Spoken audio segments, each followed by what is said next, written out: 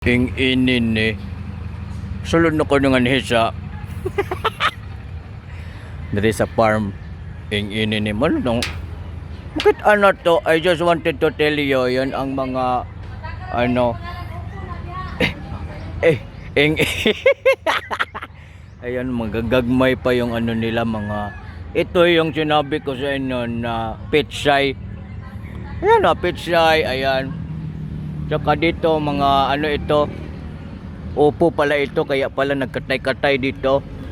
Nasabi ko sa inyo, meron akong kasama dito na mupo na ng upo.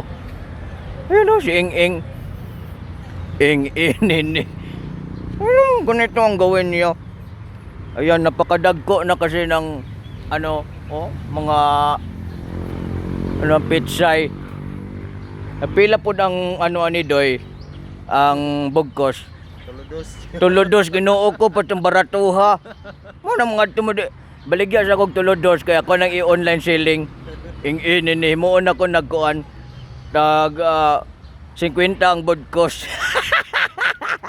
Para dako kay kog income ing-inin ni. Ayun no, tanawa ra gud pating presko kay sa katanan. Tawa, presko kayo. Presko kay kayang nagkuha Tawa si Ing-Ing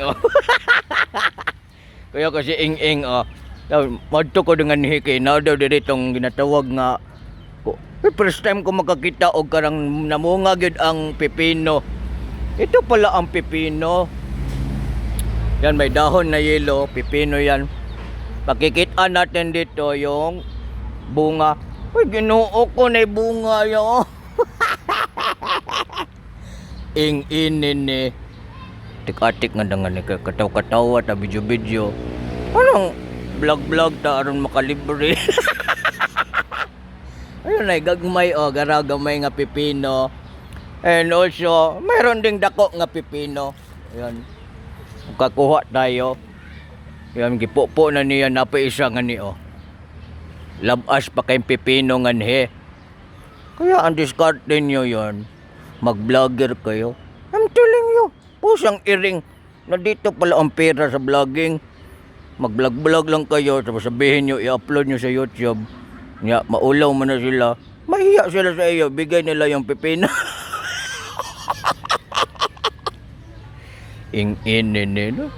Ano, kadaghan, Ginoo, kadaghan, Ano, napay dako nga bunga, Tinuod, legit ni, tanom ni Louie, Donald og ni Dayan.